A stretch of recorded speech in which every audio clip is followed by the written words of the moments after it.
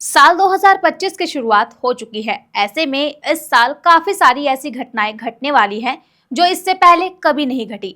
कई बड़े मौके आएंगे, नए संकल्प लिए जाएंगे, नई आशाएं और उम्मीदें जन्म लेंगी। भारत में क्या क्या नया होगा, कौन कौन से बड़े घटनाक्रम होंगे जो देश की तस्वीर को बदलेंगे। पॉलिटिक्स से लेकर धर्म तक और खेल से लेकर विज्ञान तक बहुत कुछ पहली बार होने वाला है, जिन पर सभी की नजरें टिकी हुई हैं। वो सब आज हम आपको इस वीडियो में बताएंगे विस्तार से। नमस्कार, आप देख रहे हैं द हिंदी टॉप। मैं हूं आपके साथ उपासना सिंह। आगे बढ़ने से पहले आप हमारे चैनल द हिंदी टॉप को सब्सक्राइब करें, बेल आइकन दबाना ना भूलें ताकि आप तक पहुंचे हर खबर सबसे पहले। इस साल दिल्ली और बिहार में विधानसभा चुनाव होने हैं। इसके अलावा देश के 6 और राज्यों में भी उपचुनाव होने हैं। साथ ही मुंबई की सिविक बॉडी के भी चुनाव होने हैं। वहीं आरएसएस की स्थापना के 100 साल पूरे होने जा रहे हैं और सबसे अहम महाकुंभ जो उत्तर प्रदेश के प्रयागराज में आयोजित होगा, उस पर भी हर किसी की नजरें टिकी हुई है। तो चलिए जानते हैं सब कुछ। सबसे पहले बात करेंगे दिल्ली और बिहार के चुनाव की। इस साल दिल्ली और बिहार में विधानसभा चुनाव है। दिल्ली की सत्ता पर अभी आम आदमी पार्टी काबिज है। आपने 2013 में अरविंद केजरीवाल के अगुवाई में सरकार बनाई थी, लेकिन 49 दिन बाद इस्तीफा देना पड़ा। उसके बाद फरवरी 2015 में चुनाव हुए तो आपने रिकॉर्ड तोड़ बहुमत यानी 67 सीटें हासिल की। 2020 के चुनाव में भी आपने 62 सीटें जीती और केजरीवाल तीसरी बार सीएम बने। लेकिन साल 2024 आम आदमी पार्टी और केजरीवाल के लिए मुश्किलें लेकर आया। मार्च 2024 में दिल्ली शराब घोटाले से जुड़े मनी लॉन्ड्रिंग केस में केजरीवाल को जेल जाना पड़ा। सितंबर में जमानत कर बाहर आए, लेकिन उन्होंने इस्तीफा दे दिया था। उसके बाद आतिशी नई सीएम बनी। फिलहाल दिल्ली में आम आदमी पार्टी का मुकाबला बीजेपी और कांग्रेस से है, जिसमें बीजेपी ने सिर्फ 1993 में चुनाव जीता था। उसके बाद से ही बीजेपी वनवास झेल रही है।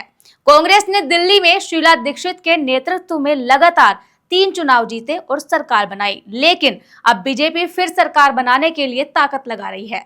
वहीं कांग्रेस के सामने खोए हुए जनाधार को वापस हासिल करने की चुनौती है। जबकि बिहार में एनडीए की सरकार है, जेडीयू प्रमुख नीतीश कुमार मुख्यमंत्री है। हालांकि बीजेपी सबसे बड़ी पार्टी है, लेकिन अभी तक वो आत्मनिर्भर नहीं बन सकी है। एनडीए के अन्य सहयोगियों में चिराग पासवान की एलजेपी, जीतन राम मांझी की एचएएम और उपेंद्र कुशवाहा की आरएलपी शामिल है। महागठबंधन में आरजेडी, कांग्रेस और वाम मोर्चा है। आरजेडी प्रमुख लालू प्रसाद यादव के मार्गदर्शन में तेजस्वी यादव पूर्ण बहुमत की सरकार बनाने की कोशिश में लगी हैं। तीसरे मोर्चे के तौर पर प्रशांत किशोर की पार्टी जनसुराज का उदय भी हुआ है। असदुद्दीन ओवैसी की पार्टी भी चुनाव में अपनी उपस्थिति दर्ज कराने को लेकर तैयार है। नीतीश के लिए ये चुनाव काफी अहम है। वे पिछले 3 दशक से बिहार में सत्ता की धुरी बने हुए हैं। 2022 में उन्होंने 8वीं बार बिहार के मुख्यमंत्री के रूप में शपथ ली थी। वे कभी महागठबंधन के साथ मिलकर सरकार बना लेते हैं तो कभी एनडीए के साथ मिलकर कुर्सी पर काबिज हो जाते हैं। इस साल देश के 6 राज्यों में उपचुनाव होने हैं। इसमें पश्चिम बंगाल, यूपी, जम्मू कश्मीर, तमिलनाडु, केरल और गुजरात का नाम शामिल है। पश्चिम बंगाल की बशीरहाट लोकसभा सीट पर उपचुनाव होने हैं। तृणमूल सांसद हाजी नूरुल इस्लाम का 25 सितंबर 2024 को निधन हो गया था, जिसके बाद से यह सीट खाली हो गई थी। इसी तरह यूपी में अयोध्या जिले के मिल्कीपुर विधानसभा सीट पर भी उपचुनाव होने हैं।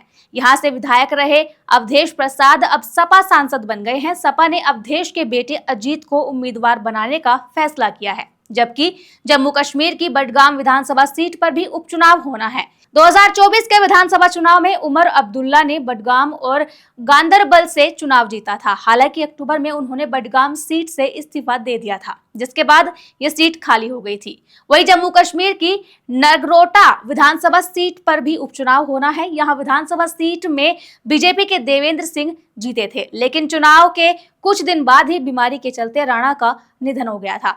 इसके अलावा गुजरात में जूनागढ़ जिले की विसारवधार विधानसभा सीट पर भी उपचुनाव होना है। 2022 के विधानसभा चुनाव में आम आदमी पार्टी के भूपत भयानी जीते थे, लेकिन दिसंबर 2023 में वे बीजेपी में शामिल हो गए थे।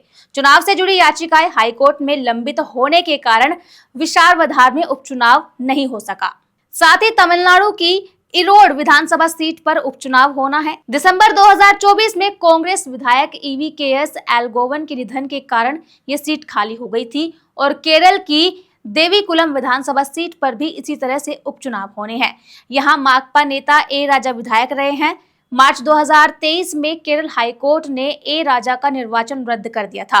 कोर्ट ने राजा को SC आरक्षण के लिए अयोग्य पाया था क्योंकि उन्होंने SC समुदाय को छोड़कर ईसाई धर्म अपना लिया था। आपको बता दें कि इस साल RSS की स्थापना के 100 साल पूरे होने जा रहे हैं। RSS विजयदशमी के दिन अपना स्थापना दिवस मनाएगा। संघ इस समय 80 से ज्यादा देशों में सक्रिय है और 3 दर्जन से ज्यादा विषयों पर यह काम कर रहा है। संघ को दुनिया का सबसे बड़ा गैर सरकारी संगठन माना जाता है। RSS का मुख्यालय नागपुर में है। साल 1925 में विजयदशमी के दिन 27 सितंबर को संघ की स्थापना केशव बलिराम हेडगेवार ने की थी। देश में शहर और गांव मिलाकर 50,000 स्थानों पर संघ की शाखाएं हैं और उनसे जुड़े 90 लाख स्वयं सेवक हैं। संघ की पहली शाखा में सिर्फ 5 लोग शामिल हुए थे। देश भर में RSS के हजारों स्कूल, चैरिटी संस्थाएं और विचारों के प्रसार के लिए क्लब हैं। संघ का भगवा ध्वज बेहद अहम है। इसी के नीचे सभी फैसले और संकल्प लिए जाते हैं। इस साल सबसे बड़ा फोकस का केंद्र उत्तर प्रदेश के प्रयागराज में होने जा रहा महाकुंभ का मेला है, जो 13 जनवरी से शुरू होने जा रहा है और 26 फरवरी 2025 को खत्म। 45 दिनों तक चलने वाले महाकुंभ स्नान का हिंदू धर्म में विशेष महत्व है। ये मेला हर 12 साल में एक बार लगता है। इस दौरान कई सारे शुभ कार्य किए जाते हैं, जिनमेमें से एक शाही स्नान भी है। ये प्रतिष्ठित उत्सव दुनिया भर के लाखों भक्तों की आस्था का केंद्र है। यूपी सरकार 5,435.68 करोड़ महाकुंभ के आयोजन पर खर्च कर रही है। ये राशि 421 परियोजनाओं पर खर्च की जा रही है, जबकि केंद्र सरकार ने भी अपना खजाना खोल दिया है और 2100 करोड़ का विशेष अनुदान स्वीकृत किया है। महाकुंभ के कुल करीब 7,500 करोड़ रुपए खर्च होने का अनुमान लगाया जा रहा है। महाकुंभ पर पूरे देश दुनिया की नजर टिकी हुई है। पौराणिक कथाओं की माने तो समुद्र मंथन के दौरान कलश से अमृत की 12 जगहों पर बूंदें गिरी थी। इनमें 4 जगह धरती पर और 8 स्वर्ग में है। पृथ्वी की 4 जगहों में प्रयागराज का संगम, हरिद्वार में गंगा, उज्जैन में क्षिप्रा और नासिक में गोदावरी नदी है। हर 12 साल में इन नदियों के किनारे महाकुंभ का मेला आयोजित होता है। बता दें कि बीजेपी 2025 में नए राष्ट्रीय अध्यक्ष का चुनाव करेगी। इस समय बीजेपी में संगठन चुनाव की प्रक्रिया चल रही है। मंडल से लेकर प्रदेश अध्यक्ष चुने जाने की तैयारी चल रही है। फरवरी 2025 तक नए बीजेपी अध्यक्ष का चुनाव होने की संभावनाएं जताई जा रही हैं। फिलहाल JP नड्डा बीजेपी के राष्ट्रीय अध्यक्ष हैं और उन्होंने 3 साल का अपना कार्यकाल पूरा कर लिया है। बीजेपी की राज्य इकाई के करीब 60% अध्यक्षों का कार्यकाल समाप्त हो चुका है। बीजेपी के संविधान में ये प्रावधान है कि राष्ट्रीय अध्यक्ष के चुनाव की प्रक्रिया शुरू करने से पहले कम से कम आधे राज्य इकाइयों में संगठनात्मक चुनाव पूरे हो जाने चाहिए। प्रदेश स्तर पर बीजेपी का संगठनात्मक चुनाव भी जिला निकायों के निर्वाचन पर निर्भर करता है। नड्डा ने फरवरी 2020 में पार्टी के राष्ट्रीय अध्यक्ष का पद संभाला था। चूंकि अध्यक्ष का कार्यकाल 3 वर्ष का होता है, लेकिन 2024 के लोकसभा चुनाव को देखते हुए नड्डा के कार्यकाल को विस्तार दिया गया है। इस साल अक्टूबर में बीजेपी की सदस्यता 10 करोड़ पार कर गई है। बीजेपी पूर्व प्रधानमंत्री अटल बिहारी वाजपेयी की जयंती भी पूरे साल मनाएगी। ये 25 दिसंबर 2024 से लेकर 25 दिसंबर 2025 तक चलेगी। वहीं मुंबई की सिविक बॉडी यानी कि BMC के भी चुनाव इसी साल होने हैं। इसे एशिया की सबसे अमीर कॉरपोरेशन कहा जाता है। इस चुनाव में महायुति यानी NDA और महाविकास अघाड़ी विपक्षी खेमा के बीच जंग देखने को मिलेगी। मुंबई में शिवसेना का जलवा देखने को मिल रहा है। ऐसे में माना जा रहा है कि BMC चुनाव में भी शिवसेना के दोनों खेमे आमने सामने होंगे और एकनाथ शिंदे की शिवसेना और उद्धव ठाकरे खेमे की शिवसेना के लिए ये चुनाव नाक का सवाल बन गया है। हालांकि बीजेपी की भी कई इलाकों में अच्छी खासी पकड़ है। ऐसे में बीजेपी की भूमिका भी इसमें अहम मानी जा रही है। इसके साथ ही महाराष्ट्र में इस साल शहरी निकाय चुनाव भी होने हैं। सत्तारूढ़ महायुति के सामने ये दोनों चुनाव काफी चुनौतीपूर्ण होंगे और इनके नतीजे बेहद अहम भी माने जा रहे हैं। मुख्यमंत्री देवेंद्र फडणवीस ने संकेत दिया है कि अगले 3 महीनों में स्थानीय निकाय चुनाव हो सकते हैं। BMC का बजट 59,000 करोड़ रुपए से ज्यादा का है, जो इसे देश का सबसे धनी नगर निगम बनाता है। इसीलिए सभी प्रमुख राजनीतिक दल इस चुनाव में जीत हासिल करने की होड़ में हैं। देश में टैक्स सिस्टम में भी इस साल महत्वपूर्ण बदलाव की संभावना है, जो इसे सरल और ज्यादा पारदर्शी बनाने पर केंद्रित होगी। सरकार द्वारा नए टैक्स सिस्टम को लागू करने की चर्चा चल रही है, जिसका उद्देश्य टैक्स पेयर्स के अनुभव को बेहतर बनाना और टैक्स प्रशासन को कुशल बनाना है। वित्त मंत्रालय नए इनकम टैक्स सिस्टम पर काम कर रहा है। नए सिस्टम के तहत 125 सेक्शन और सब सेक्शन समाप्त हो सकते हैं। पुराने आयकर अधिनियम की जगह नया आयकर अधिनियम पेश किया जाएगा। वित्त मंत्रालय इसी साल फरवरी में आगामी बजट में इसकी घोषणा की संभावना पर विचार कर रहा है। वित्त मंत्री आयकर अधिनियम से अनावश्यक धाराओं और उपधाराओं को समाप्त करने का लक्ष्य बना रही है। अगर नया सिस्टम आता है तो टैक्स पेयर्स के लिए ये बड़ा बदलाव हो सकता है। इस बात पर फोकस किया जा रहा है कि ज्यादा से ज्यादा लोग टैक्स के दायरे में आए और यही कारण है कि सरकार नई टैक्स व्यवस्था लेकर आ रही है। टैक्स दाखिल करने की प्रक्रिया को आसान और सरल बनाने के लिए भी काम चल रहा है। नए आयकर अधिनियम की समीक्षा और अंतिम रूप देने का काम आने वाले महीनों में पूरा हो सकता है। सुधार का उद्देश्य कर संहिता को अधिक व्यापक बनाना, अनुपालन बोझ को कम करना और टैक्स पेयर्स के लिए स्पष्टता में सुधार करना है। इस बदलाव के तहत एक्सपेंडेशन, निवेश, होल्डिंग संपत्ति, देनदारियों के लिए नई तालिकाएं पेश की जाएंगी, जबकि आय सोर्स के लिए जांच की प्रक्रिया भी पेश हो सकती है। आपको बता दें कि देश में जनगणना 2025 में ही शुरू होगी और 2026 तक चलेगी। जनगणना चक्र भी इस बार बदल सकता है। आने वाले दिनों में पारंपरिक चक्र 2035 से 2045 और 2055 में होगा। जनगणना के बाद लोकसभा सीटों पर परिसीमन होगा, जो 2028 तक पूरा हो सकता है। पहली बार पूरी तरह डिजिटल जनगणना होगी, जहां डेटा संग्रह के लिए मोबाइल ऐप और टैबलेट का उपयोग किया जाएगा।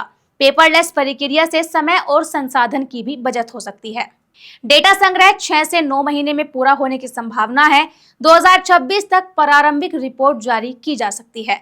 इन सब घटनाओं के साथ ही नया साल एक नया युग भी लेकर आया है। 2025 में जनरेशन मिलेनियल्स, जेन जी और जेन अल्फा के बाद अब जेन बीटा का दौर शुरू हो गया है।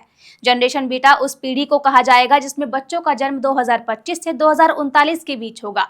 जेन बीटा आर्टिफिशियल इंटेलिजेंस में माहिर होगी, क्योंकि वे एआई के जमाने में पैदा होंगे। ये पीढ़ी एक ऐसे समय में पैदा हो रही है जब तकनीकी तेजी से आगे बढ़ रही है। इसके अलावा 2025 में चैंपियंस ट्रॉफी का आयोजन होना है। ये टूर्नामेंट आईसीसी द्वारा आयोजित किया जा रहा है, जिसे ओडीआई प्रारूप में खेला जाएगा। पाकिस्तान और संयुक्त अरब अमीरात इस टूर्नामेंट की मेजबानी करेंगे। टूर्नामेंट की शुरुआत 19 फरवरी से होगी, जबकि फाइनल 9 मार्च को खेला जाएगा। भारतीय क्रिकेट टीम के लिए T20 विश्व कप के बाद एक और आईसीसी ट्रॉफी उठाने का मौका होगा। इसी साल आईसीसी वर्ल्ड टेस्ट चैंपियनशिप भी होना है। भारत इस साल होने जा रहे महिला एक दिवसीय विश्व कप की मेजबानी भी करेगा। इसके अलावा भारत पहली बार विश्व पैरा एथलेटिक्स चैंपियनशिप की मेजबानी करेगा। इसका आयोजन 26 सितंबर से 5 अक्टूबर तक नई दिल्ली में होगा। आपको बता दें कि भारत इस साल अंतरिक्ष के क्षेत्र में भी नई कीर्तिमान स्थापित कर सकता है। भारत के महत्वाकांक्षी गगनयान मिशन पर लोगों की नजरें रहेंगी। देश का पहला मानव अंतरिक्ष यान कार्यक्रम 2025 की शुरुआत में रोबोट व्योम मित्र के साथ अंतिम परीक्षण उड़ान से गुजरने के लिए तैयार है। इस साल कई बड़ी फिल्में भी पर्दे पर दस्तक देने वाली हैं और धमाल मचाएंगी, साथ ही साथ दर्शकों का मनोरंजन भी करेंगी। 10 जनवरी को सोनू सूद और जैकलिन फर्नांडीज की फिल्म फतह रिलीज होगी। उसके बाद 17 जनवरी को अजय देवगन की फिल्म आजाद रिलीज होगी। 17 जनवरी को ही कंगना रनौत की इमरजेंसी और 24 जनवरी को सनी देओल की लाहौर 1947 रिलीज होगी। अक्षय कुमार की फिल्म स्काई फोर्स बड़े पर्दे पर दस्तक देने वाली है। सलमान खान की सिकंदर भी इसी साल रिलीज होने वाली है। फिलहाल के लिए इस खबर में इतना ही। इस खबर पर अपनी राय कमेंट में जरूर बताएं। ऐसे ही खबरों के लिए सब्सक्राइब करें द हिंदी टॉप। साथ ही हमें एक्स यानी ट्विटर, फेसबुक और इंस्टा पर भी फॉलो करें।